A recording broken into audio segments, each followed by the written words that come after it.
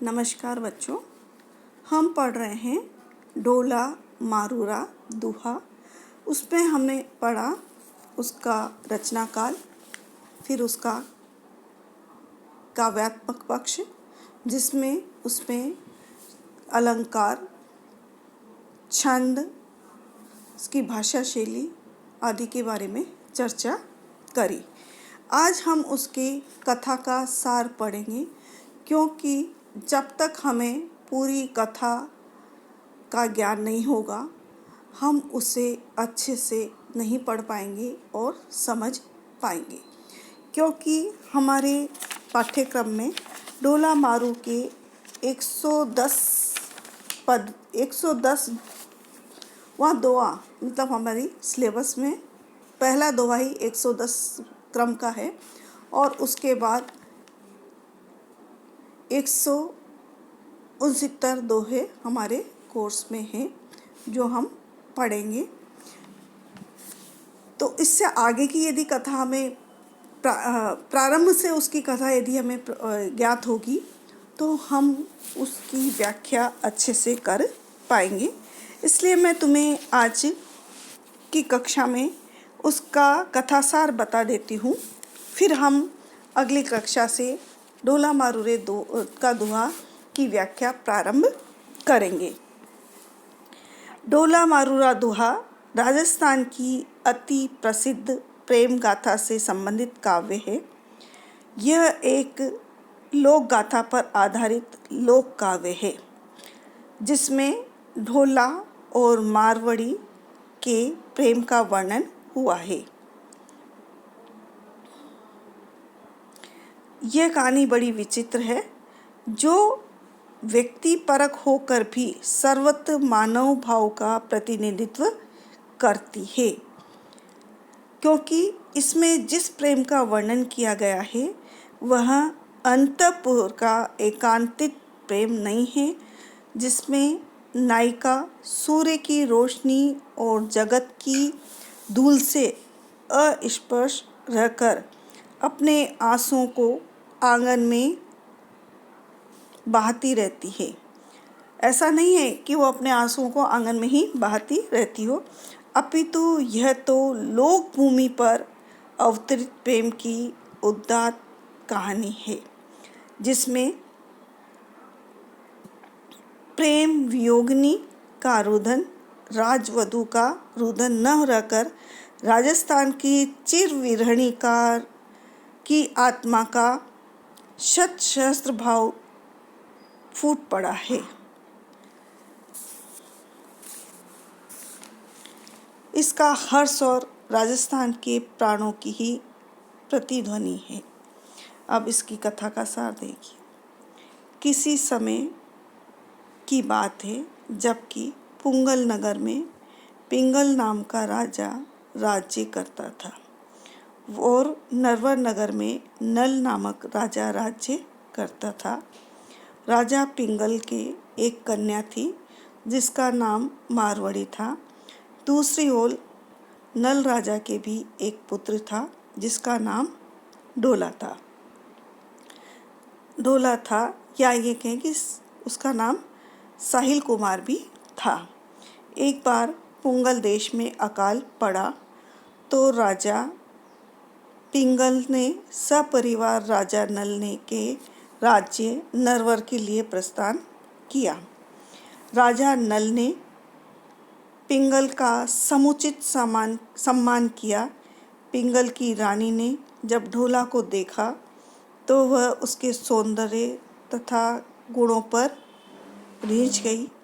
उसने राजा पिंगल से आग्रह करके अपनी कन्या मारवाड़ी का विवाह राजा नल के पुत्र ढोला से करवा दिया।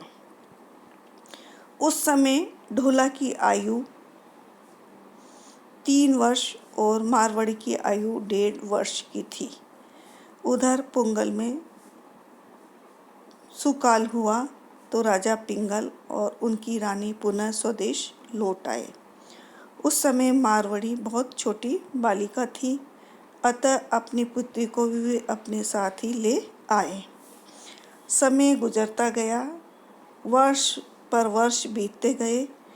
ढोला युवक हो गया। राजा नल ने पुंगल को दूर जानकार और मार्ग भी बेहद तथा दुर्गम मानकर ढोला का दूसरा विवाह मालवा की राजकुमारी मालवणी के साथ कर दिया। राजा नल ने अपने पुत्र से उसके प्रथम विवाह की बात छिपा ली। ढोला और मालवणी प्रेम पूर्वक दाम्पत्य जीवन का सुख भोगते रहे। उधर मारवाड़ी भी आयु की सीढ़ियाँ चढ़ती हुई युवती हो गई थी।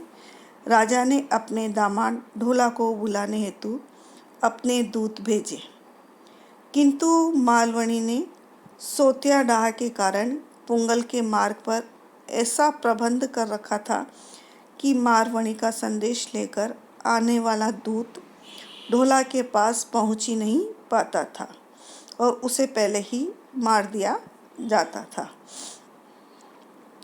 इधर मारवाड़ी का यौवन विकसित होता जा रहा था।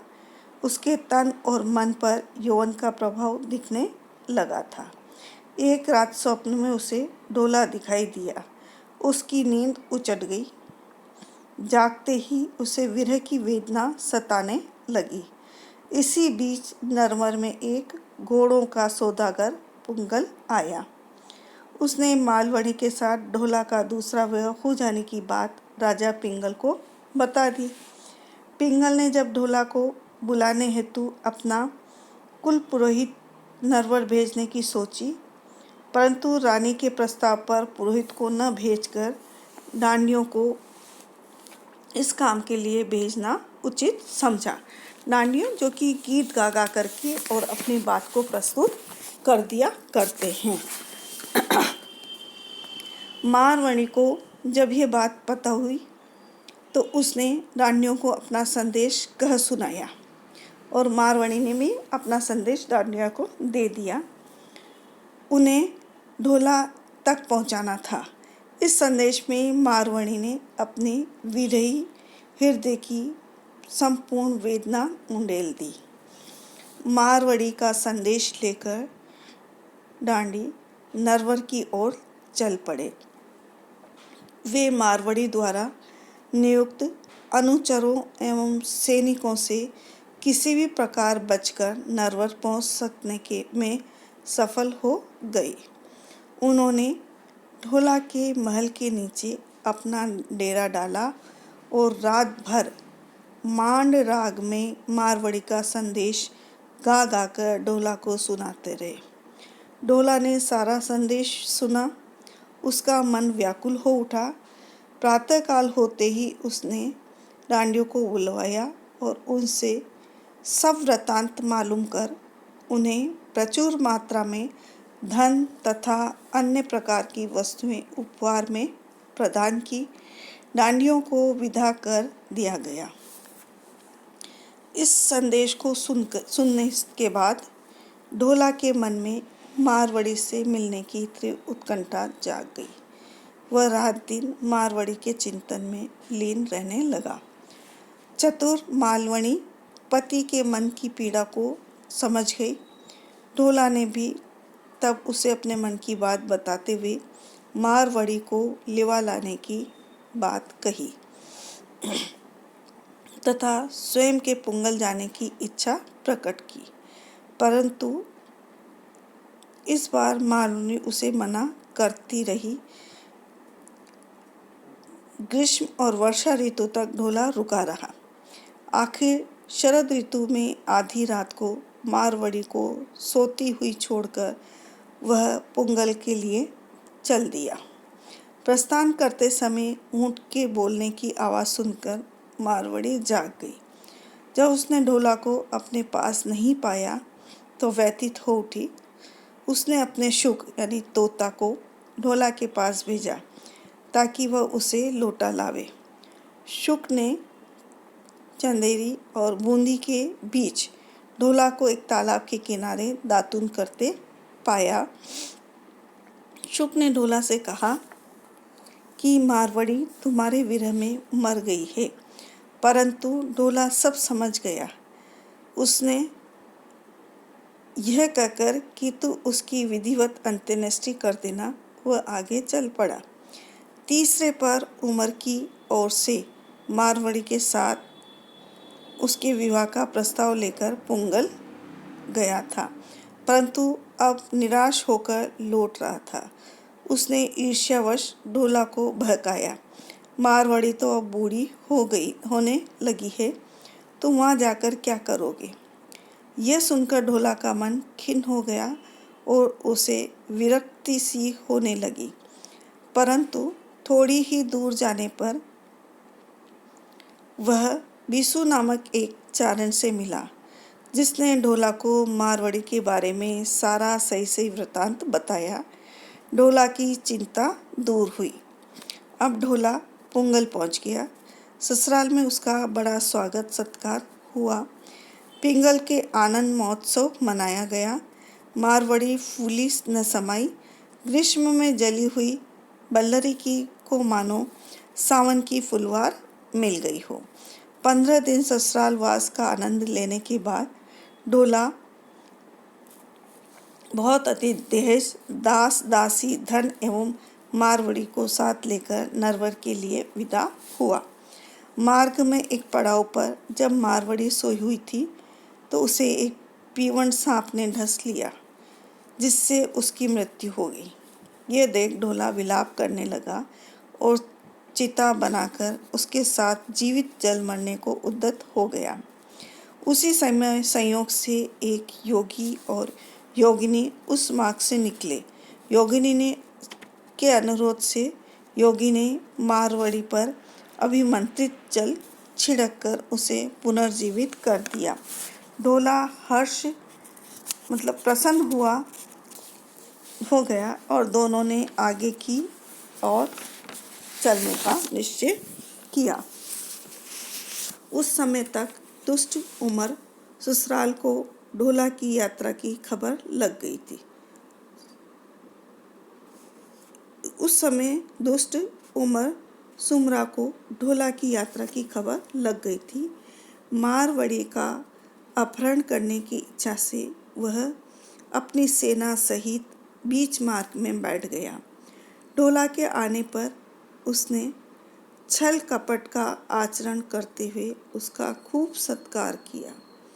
ढोला उसकी बातों में आकर उसके साथ ठहर गया। उमर की सेना में मारवाड़ी की पीहर की एक डुमरी गायिका थी। उसने अपने गीत द्वारा मारवाड़ी को उमर सुमरा के कुचक्र का संदेश दे दिया। मारवाड़ी ने कुछ समझकर ऊंट के जोर से एड़ी मारी, जिससे ऊंट भाग खड़ा हुआ। ढोला जब ऊंट को पकड़ने आया तो मारवाड़ी ने उसे उमर के षड्यंत्र की बात कह सुनाई। तुरंत दोनों ऊंट पर सवार होकर चल पड़े और कोसों दूर निकल गए। उमर ने ससैन्य उनका पीछा किया, परंतु वह विफल रहा। ढोला और मारवाड़ी दोनों सकुशल नरवर पहुंच गए। धूमधाम से उनका स्वागत किया गया। दोनों को महल में पहुंचाया गया। जब ढोला, मारवाड़ी और मालवणी तीनों सानंद जीवन व्यतीत करने लगे, सपत्नीक परिहास में एक दिन मालवणी ने मारवाड़ की निंदा की। उत्तर में मारवाड़ी ने मालवा की निंदा की और मारवाड़ की प्रशंसा की। ढोला ने मरु प्रदेश की प्रशंसा कर मारवाड़ी का मन रखा। इस प्रकार अपनी दोनों पत्नियों के साथ वह प्रेम पूर्वक गृहस्थ जीवन का सुख प्राप्त करने लगा। बच्चों, यह है कहानी ढोला मारू रे दुहा की, जो कि हम पढ़ेंगे। अब हम आगे पढ़ेंगे, किताब प्रारंभ करेंगे। बच्चों, यह किताब तुम्हारे कोर्स में है। इस किताब को आप सभी लोग खरीद लेना। अब जो मंडे आएगा उससे हम इस किताब को, सोमवार के दिन से हम इस किताब को प्रारंभ कर देंगे और इनकी दोहे पढ़ेंगे। जिससे हम पहला दोहाई देखते हैं। नरवर दे सुहावनो जई जाऊं पहियाए, मारूं तड़ा संदेशड़ा डोलनू कही आए। इस तरह से ये राजस्थानी भाषा में लिखा हुआ काव्य है जिसे हम पढ़ेंगे।